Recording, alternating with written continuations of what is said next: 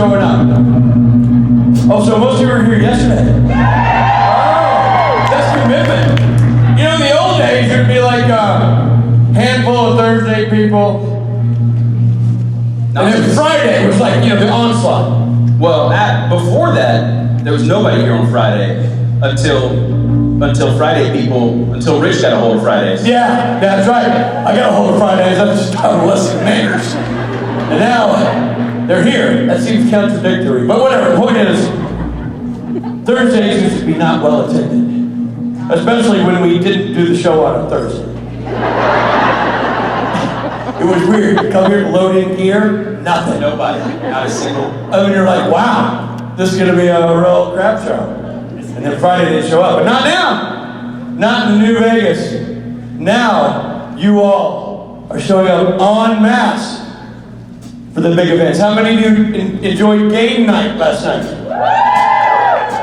How many of you didn't enjoy game night last night? A lot of people had game night. They were hanging 10? Oh, they were, yeah. They were sucking their thumb. I get it. What? No. What? Drinking. That's the drinking thing? Yeah. It helped when you did that. I don't know if you know this, but It's drinking. Michael's liquor bigwig. What do you say? No, I mean, like, but he's a purveyor of a fine vodka. This is a man who distills and started a vodka company. I'm wearing your hat. That's my hat, yeah. And tell them about the vodka. It is called Papo J's, and it is distilled from coconut nectar, flower. And here's what we need people to understand. It's a really, really, really good vodka that's not from Russia.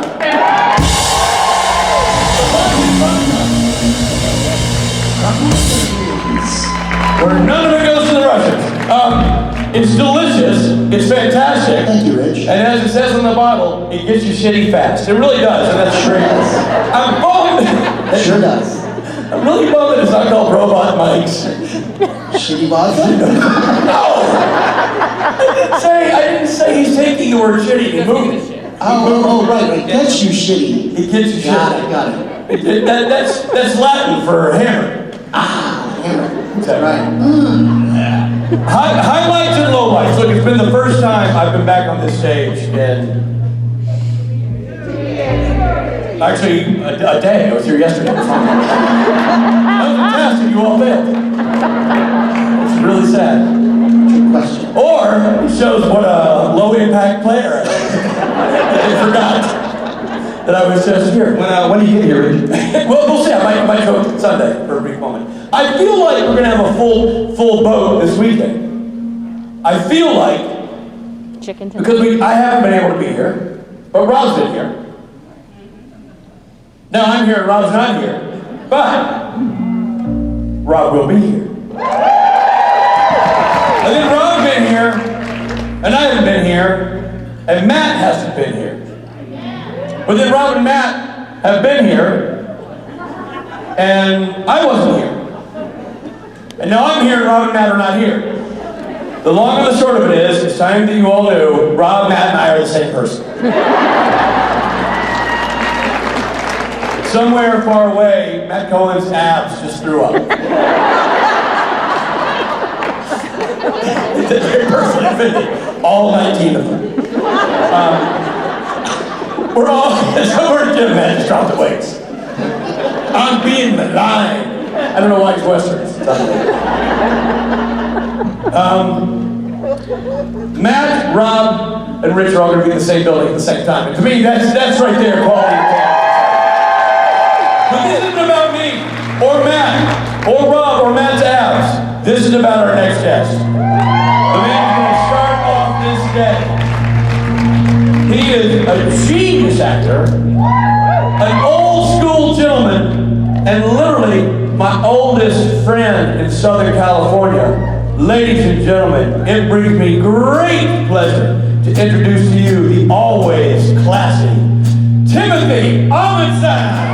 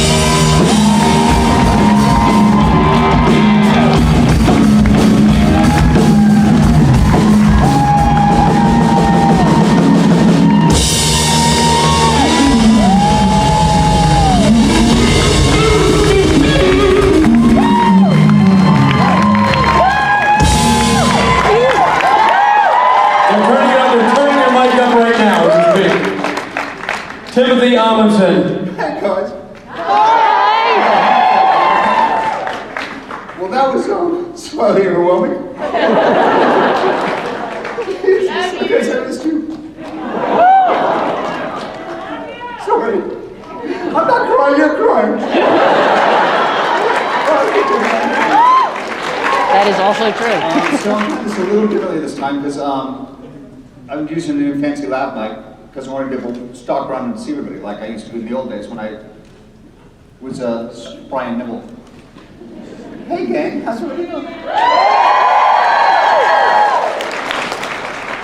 Sorry, you have a call. I'm going to sit down for a second. Let me drop my eyes. By the way, and I mean this, I've known, Tim and I met when we were 18 years old. And so we've known each other 3 years. And there's not a classier or badassier dude than that man right there. Oh, thank you so much.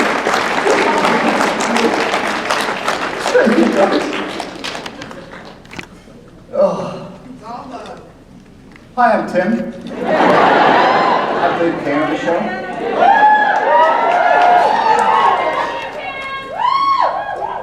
Should I use my mask to wipe my eyes? I don't think that's sanitary, Tom.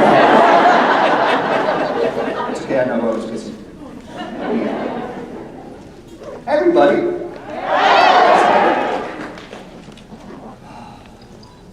That was a really gorgeous gift you guys gave me, so thank you so much.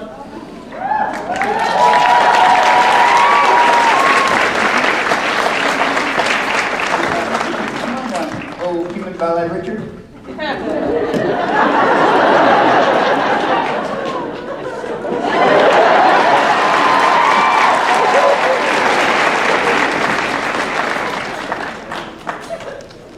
I want to bet I've knocked that over during the course of this panel.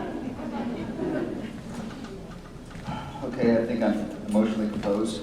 No, I'm not. Oh, David with the mask, here you go.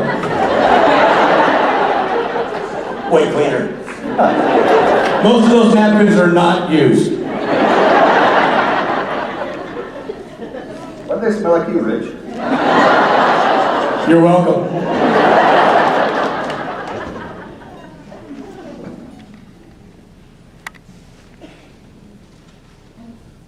Okay, hi, I'm here. Hello again. I like to say hello 17 times during the panel.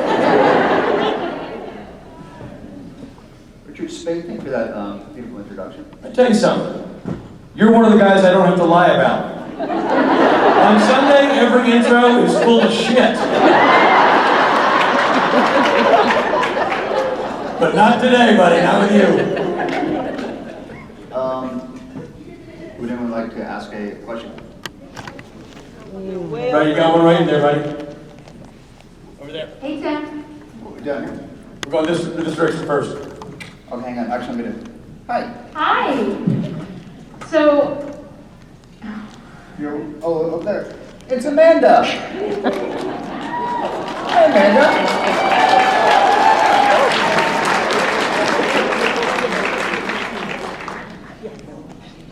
Like I said, I'm not crying. You're crying.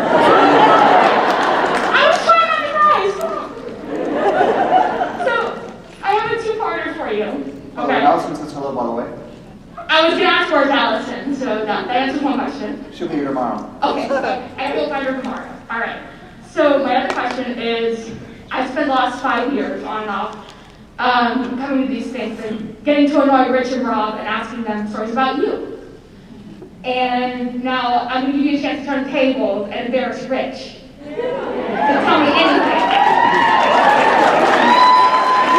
I really took my call from Mike tonight, so, God, Richard Spade. So imagine being an 18-year-old boy going to college and seeing this handsome dude. Who's as charming and talented as you think he is. Multiply that by like 1,000 for a college kid. Richard, Yes. I love you. I love you too, my friend. No, in fact, the first time I ever played harmonica with a mic was with Rich's band. That's right. And you left with all the hot ladies, and that's not a lie. It's a bummer to be in a band and practice for months and months and months and finally get a gig, and the visiting harmonica player mows all the grass in the lawn. You know what I'm saying?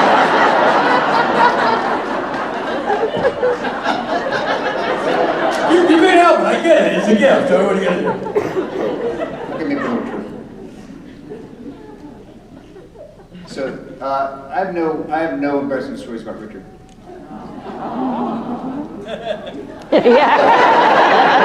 Didn't you feel like that awe had a lot of annoyance in it?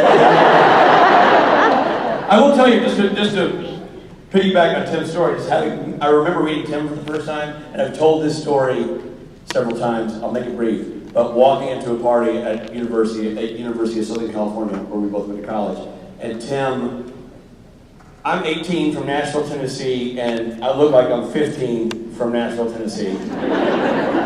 And I'm just fresh off the pumpkin truck, and wide-eyed and bushy-tailed, and I walk in, and Tim is sitting there with he looks like Ming the Merciless. He's got like a long, pointy goatee, jet black mustache. I couldn't draw facial hair on my face. Tim got long beard, the chest hair, and his shirt open, and he's sitting there with a cocktail.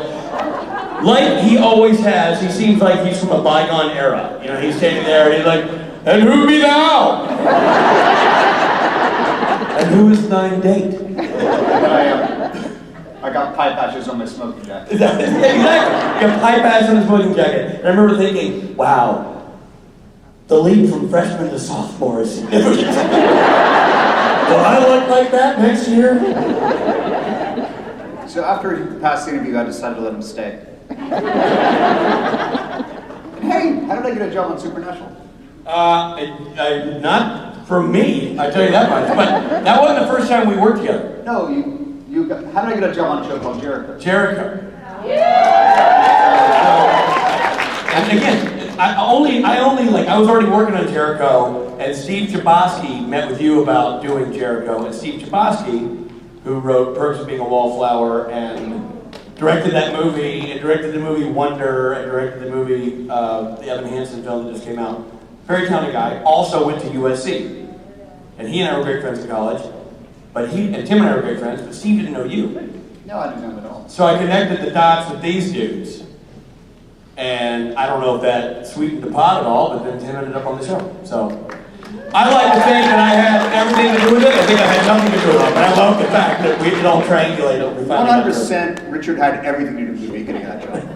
Which then led to a little writer named Robbie Thompson. Robbie Thompson, I know, that's right. Robbie Thompson was a strapping young writer on that show. And now is a strapping young writer of the Winchester prequel. So I think the short version of the story is, I would not be Kane were it not for Richard Spade. Remember that when you tweet negative things about me. I know that sets a bad precedent, but we're ready to.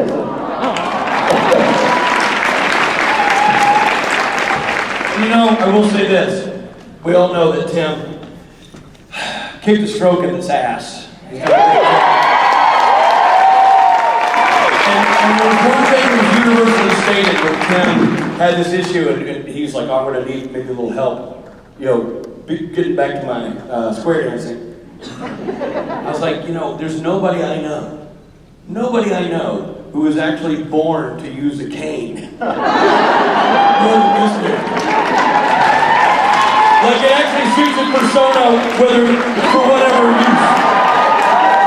And I know he's got more than one because I've seen his collection. He's got like move canes, multiple. Actually, I got there was a day when I finally got to move home from my recovery, and a box was delivered. And I was like, this is weird, but there was no return. The only return address was Venice, and I was like, okay, who the hell do I know in Venice that has my return address? No, sorry, it was Rome. That has my home address. And I opened it up in this beautiful walking stick, this skull with the gold skull on it. And it said, the box said Impressa on it. I was like, this sounds familiar. So I pull out the stick, still going, okay, so who has my home address? This is freaking me out. And who knows that I use a walking stick? So we're about to throw the box away, and there was no note in it. I was like, so this doesn't make any sense. So finally we go through, I'm about to throw the box out, and I have my friend go through it again, and out comes a roll stack of letters and photographs of all these boys in Rome, holding this walking stick. And Impresso was this, it's a store that Rich and Rob took me to my first time in Rome. We all bought cool rock and roll clothes, and so they bought this walking stick at this Rome store. And I got letters from, Yeah, we had a group photo taken with the stick. yeah, so I still have this beautiful photo of all the gang there holding this stick, basically like almost genuflecting. Which I would use, it's slightly too tall for me, so I'm not as comfortable using that one as my shillelagh. Plus, this is an Irish fighting stick, so the balance has to be really, really good. All right, well, let's get to another question, because I feel like I bogarted the time with my yapping. All right, you over there. Hi Tim, I'm so excited to see you here. You're looking awesome. And if they walk in. And I just wanted to hear a little bit about Gallivant because I love that show. And specifically like how you were filming it, because I know there's like a whole separate way of how to like record the songs and make sure that you're lip syncing and dancing. I mean, it looks crazy. Was it on a completely different production schedule than the normal show? So what we do with that show, that amazing show, Gallivant, thanks to that one last we recorded the songs beforehand. There was one day we actually went, and then we played it live on, we played a track while we were shooting the scene. We'd have earbuds. So we would sing again to what we'd sung. But when we actually recorded it live in the studio. And then they would, when we were on set, they would actually play the music for us, so we would sing it again. And in fact, we had a music director named, this amazing man named Mark Sheppard, who we called Collis, who was Alan Menken's longtime music director, and basically was in charge of all the music. We had a tradition where I would always email him the night before we recorded and saying, it's songs way too hard for me, I would freak out, and he always say, it's okay. I get in the studio and he would just magically help me sing. There was actually a day, remember the very first song of She'll Be Mine? Where I'm singing about how much I want to kill Gallivant. So there was a note that was, because I hadn't done music since high school. So I was really an untrained singer. And had no technique. And I would go to these teachers and go, oh, you have a lovely voice, you have no technique whatsoever. Okay, so we're recording She'll Be Mine at this studio in Bristol, and I get to the high note, I cannot hit the high note. And I'm terrified, like flat sweat starts. I'm looking through the glass and seeing all the producers kind of, and Alan Menken to the bug. What the hell's going on? Then Alan comes to the booth with me and starts trying to give me like a voice lesson in 30 seconds, trying to teach me how to hit this note. And I'm convinced I was going to get fired because they're going to realize I'm not a real singer.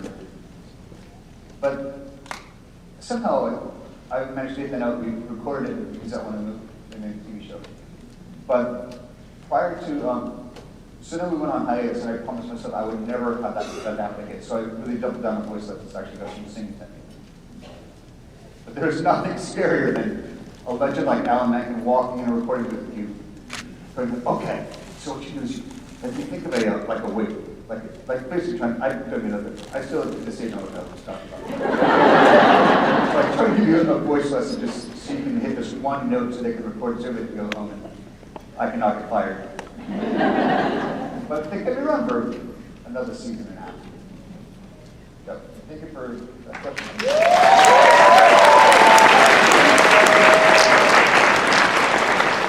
All right, you over there. Hi. So my dad, my aunt, and I love you as Cain in Supernatural, but we've also loved you since you were Lassie on Psych. My question is, what was one of your favorite episodes to shoot from Psych? Oh God, that's a such a hard question. We did 120 episodes of that show, and they were all, like, how did you choose your favorite baby? I think, shooting-wise, it was Last Night Gus. Stuff, I have a couple of favorites. Just because it was really, like, last year got to be so insanely different than you would normally be. And then followed by, here's last year, our Shiny episode. Because watching Dulé Hill do Shell the Ball and scream like a little girl as I'm trying to brush out of one of the funniest things I've ever experienced in my life.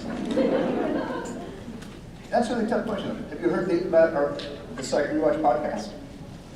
I've heard things about it, yeah. So I'm just like, it's on my list of podcasts to start listening to. I like too many to start listening to right now. Well, in our sense, we're just starting a podcast soon too about shows that you rewatch. Yeah, well, I mean, I'm listening. I'm a fan. I don't know what was said. I turned around and I felt like I'm in trouble. Moving back to my podcast. Yeah. You guys know Tim Omundson is doing a podcast, right? Am I Maggie, my good friend Maggie Lost and I are doing a Psych Rewatch podcast. We just finished our first season and are starting season 2 recording on Monday. So we just meet together over Zoom and just laugh about what an amazing experience every episode was, and tell our behind the scenes stories and interview our guests and creators. It's a much better podcast than I'm explaining it right now, but it's Apple, Spotify, anywhere you get your podcast, you can find it there. I know you have that on your to-do list. Add Tim's podcast to your must-listen-to list, even you. By the way, you said you started your question with you, your dad, and your aunt are big fans of Tim. Your mom, not so much? I don't want to throw her under the bus, but she's not caught up with Supernatural. So, like, my dad, my aunt, and I are all caught up. We've seen Tim in Supernatural, and my mom kind of like going back and forth, like, isn't that Lassie? And we're just like, yes, no. You need to go watch this on your own. Let us watch our episode, and we'll talk to you about it later. Good, isolate her, smart. That's awesome, good. She's on her way, Tim, she's on her way. All right, over there, you. Good morning. When acting, do you play a character or become a character? I'm sorry, Rich, could you try to... The question was... Thank you. Participate, everybody. I'm going to do my best. James Lipton. Timothy Omundson. Actor. Singer. Harmonica player. Lover. When you act, do you become a character or forget the second half of the question? What was the question? Oh, right, thank you. Do you play a character or do you become a character? I pretend.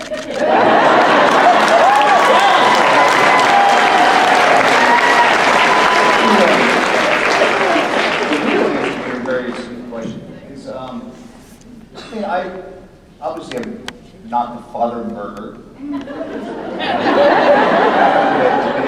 Public like this, I see cameras and stuff. But personally, just my own technique is to find as much that I identify with this. So I don't really become the character, but I more try to find things to imply the character with. Like, Kate is just,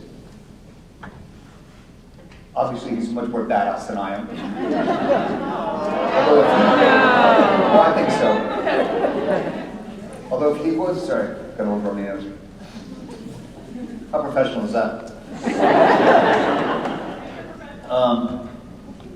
But if Kate was using a stick, I think it'd be something like this that you could crush people's skulls with. A friend of mine was like, you should get a sword cane. And that's a great idea, but what do I do when I actually said this to my husband therapist. And I said, what do I do when I pull the sword out? How do I stand up? And I said, what do I lean on? Because whoever you stuck it into.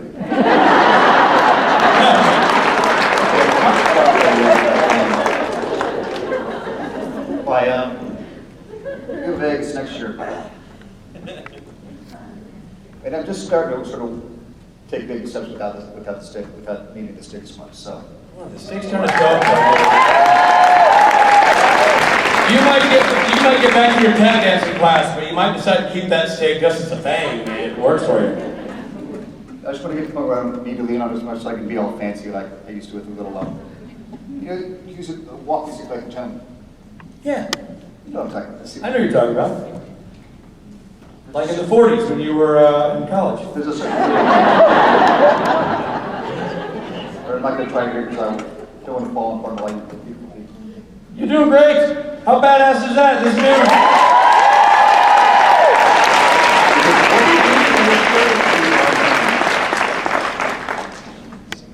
It's awesome, dude. We always keep fighting. An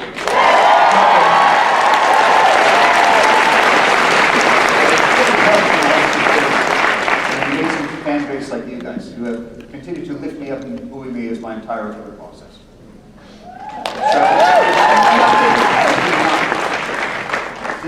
The overwhelming wave of support I've gotten on social media from folks like you just really just makes me just want to keep fighting harder.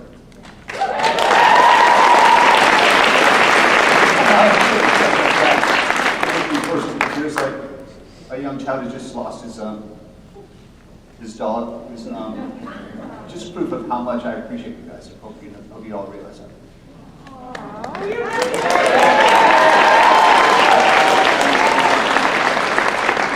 All right, Tim, should we do another question?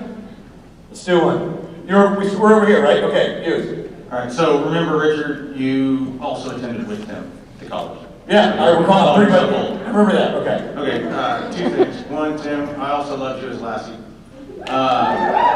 When you did the musical on Psych, did you actually sing those parts, or was that the... Did you do your own singing in Psych? Oh, Psych the Musical. That was actually my own singing, which, here's a fun story about Psych the Musical. That really, so doing Psych the Musical, I don't know if anybody saw it, but really rekindled my love of singing. I forgot how much I loved doing musicals in high school. When Psych ended, I sort of made it a goal to like bring music back into my life. I kind of made this list of, actually, here's the story. So as Psych was ending, Maggie Lawson, who's one of my dearest friends from the show, gave me a book. She's like, Tim, I got a book for you. I'm like, okay, great, Maggie, what's this? She's into, like, is it by your shaman?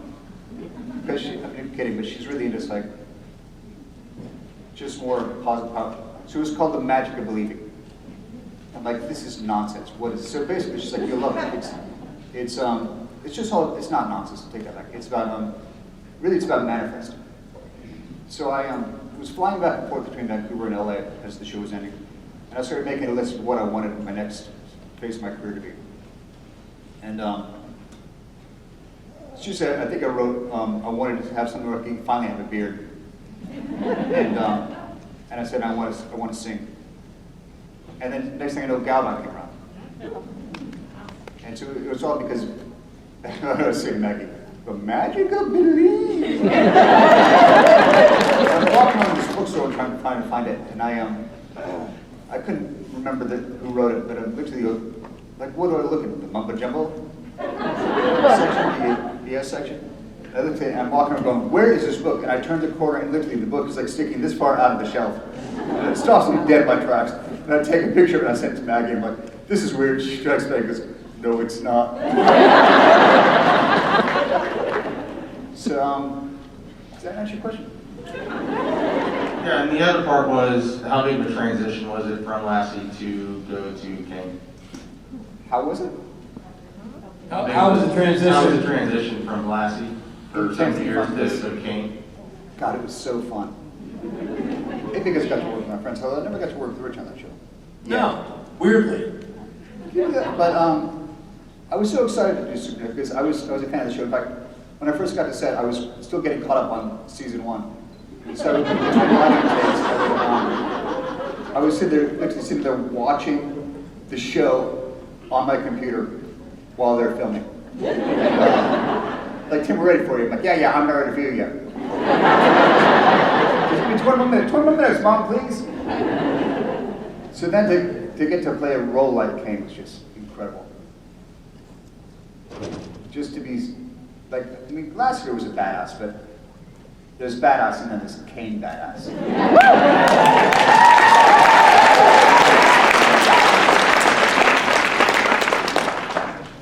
Hey, Mike the Sandman? Sorry. What was that? No, see, hey, Rich, can you ask Mike the Sound Gentleman to bring up a little more level? You want more level on your? Yeah, for the house left, Mike. Yep. On it, Tim. On it. Got it. All right. So now, next question over here, to this side of the room. There. My steps today. What was your favorite scene to shoot with Mark Sheppard? What was your favorite scene to shoot with Mark Sheppard? Well, definitely the when Mark and Jensen show up at Kane's house. So fun. Mark and I have known each other for, God, not as long as Rich and I, but a very, very long, like, I think at least 2 decades. So it was super fun getting to work with Mark again. And he was so funny in that episode. His teeth clattering. And just to be powerful enough to scare Mark Sheppard with something. You know, to pretend. Although apparently I intimidate him very much.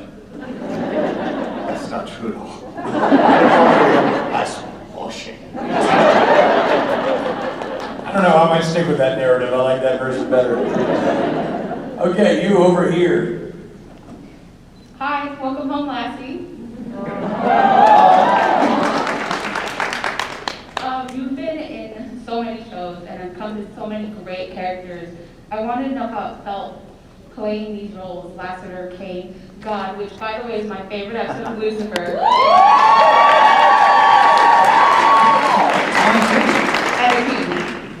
Because I'm in it. That was an amazing show to work on. I mean, first of all, God, what do you do? So I called Rob and said, how do I do this? He gave me a few tips.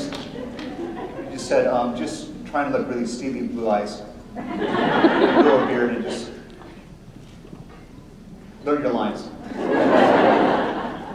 But I got along with Tom like a house on fire. We just really hit it off, I think, because me being such a massive Anglophile and having recently been in England. So I showed up to that set, and they were all incredibly lovely people. And again, I just tried to learn my lines, and let me try something. You get on a show with a guy who's got eyes like Tom Ellis. That is not somebody you want to share a scene with. So I put my blue contacts in, and so he would take his out. And we just blue steal it off as much as we could of each other. I think he won. There was one beautiful scene where they had me, first, when I say his biblical name and I'm revealed as God, and I'm sort of backlit and haloed, they did a little I think they did a little special James T. Kirk highlight on me. I saw that episode, I knew Tim had done an episode of Lucifer, but I hadn't seen it. And then when I was going to direct the show, I started doing my research on the show and I was watching it, and I came across that episode. And as always, you crushed it. But my favorite part of that episode, aside from the one you just mentioned, the intro, which is so great, but there's that shot when you and Tom are escaping. Yeah. And they run in slow motion, and they're going through, and there's like a flaming pillow, and there's all this stuff, this chaos erupting around them as you guys move in slow motion. All this stuff's happening. I'm like, it was so cinematic and cool, and funny and dramatic at one time. It was just really, really interesting. That's a credit to, I'm sorry, I don't remember the name of the man who directed that episode. It was Sherwin. Yes. Sherwin, I remember his name, because I wrote his first name. Because I remember being so impressed with the episode that I went back and No, that shot was all him. It was highly choreographed, thanks to him. And I remember like they shot it sort of slow mo, and there's like feather, there's things on fire, and there's a pillow fight going on. And at one point, I get a feather stuck in my beard, and Tom just goes. I remember when they shot it once, we all kind of gathered behind the monitors to watch and just giggled. I really wish that they'd figured out a way to bring God back, but I didn't want to be too greedy on it. Sherwin Shalati. I looked up his name, so you get the director's name right. Give the guy credit for that. Sherwin Shalati. You're so good. Hey, speaking of good, can we talk about what a talented director Richard Spade's become?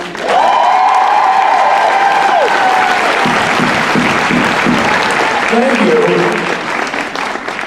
Now I'm just looking forward to the time that you and I get to work together and I get to direct you. That'll be fantastic. Which was supposed to happen, just so you know.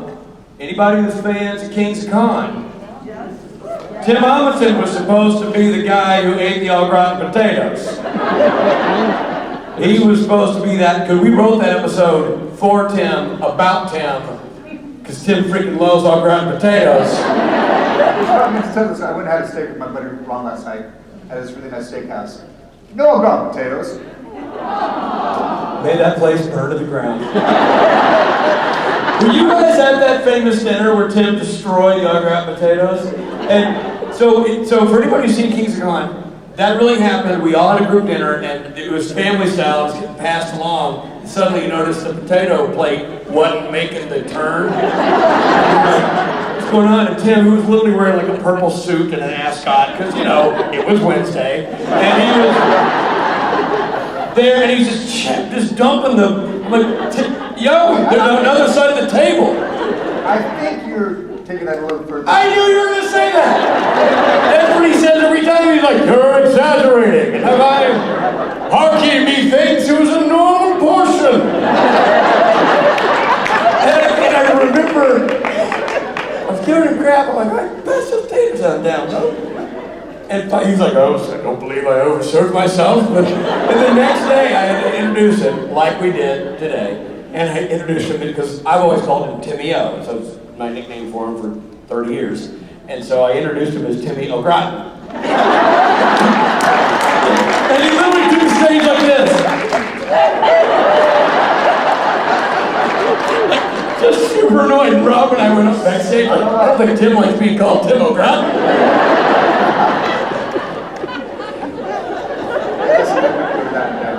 Say it again? I'm never going to let that one down. No, you're not going to. Well, I made a show about it, so no, you're not going to let it down. Do you guys remember that Tim helped me with our crowdfunding campaign, where we did this scene where Rob and I accosted Tim in a parking lot. So in our Indiegogo campaign, one of the videos we released was a video of Tim agreeing to do the show, which was Tim telling us to F off, giving us the finger, and speeding out of a parking lot. Remember we did that in Studio City at the CVS. And literally Tim was like, well, I'm shopping, you want to come do it now? I'm like, yeah! So we did it in the parking lot with the phone and chased Tim. It was so freaking funny. Good times. That's the only time you guys work here. That's it, it's the only time I worked with you. You're telling me to F off and drive off, which might be exactly what happens the next time I work with you. I know one thing for sure. When I finally do direct you, on whatever show or movie it is, I will make sure that catering, plenty of au gratin potatoes.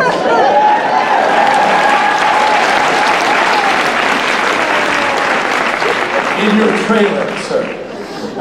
Waiting.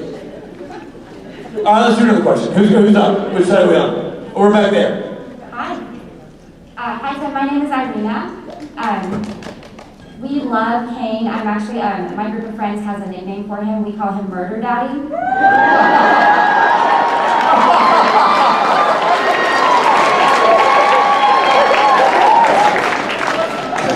And I'd like to ask, since nothing truly dies in Supernatural, if Kane were ever to come back in the show, did you ever consider what kind of storyline you would want to have for him?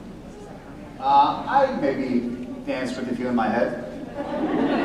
was really hoping to do a scene with Kate and Rowie and Elle that would be really fun.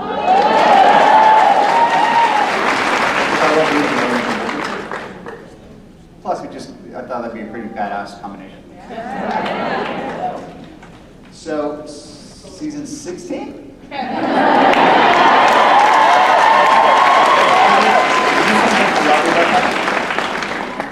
What'd you say? You sent it up to Robbie about my plot line for season 16. Oh, so you've got a season 16 plotline? Did I miss it? Okay, do it again. It was really good. Okay. That was hilarious. They loved it.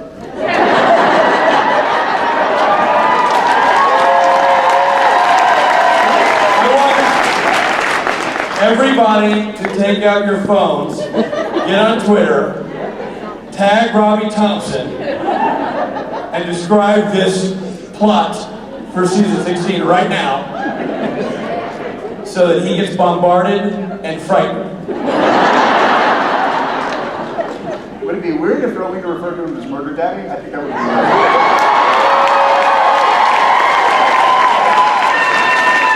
It works for me. I think you're liking that nickname. Speaking of murder, has the room given a big old fuck you to Vladimir Putin yet today?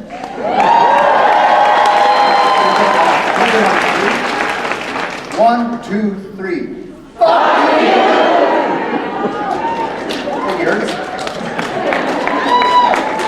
That's the end of the war. Good for us. So they get too political. Let's do one last question. Over there. All right, here we go. Hello. My family and I are huge fans of Psych. Watched it 10 times over. But first of all, I want to say thank you for never giving up and showing my 13-year-old son what a true role model looks like. Aww. And telling James Roday, like, policemen do have balls, and the biggest badass balls of them all. So I asked my son what question he would like for me to ask you, and he said, ooh, I got one. Are you a fan of delicious flavor? Yes, of course I am. It's kind of a requirement. You can't do 8 seasons of Psych and not be a fan of delicious flavor. And pineapple always was one of my favorites.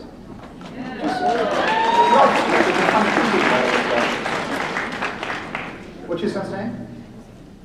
His name is Aaron, and he drew a picture for me to have autographed by you today. So. Oh, well, tell Aaron I said thank you. Well, when I sign it, just remind me to stand okay. Absolutely. Thank you so much.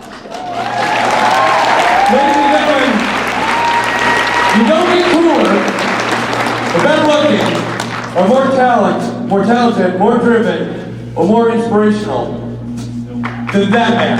Mr.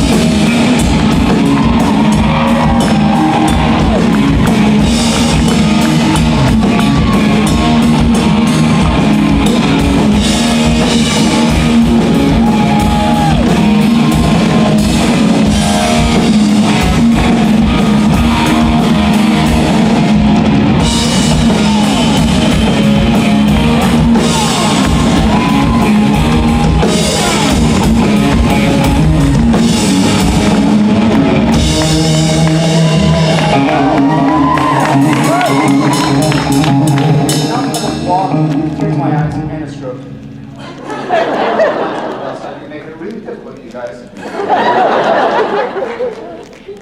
I think you can obviously tell how touched I am by you guys. And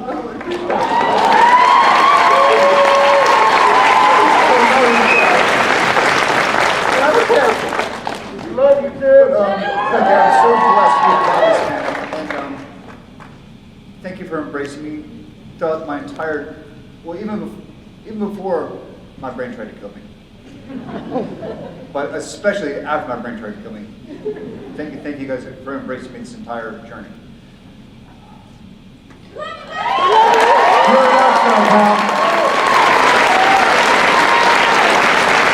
awesome, buddy.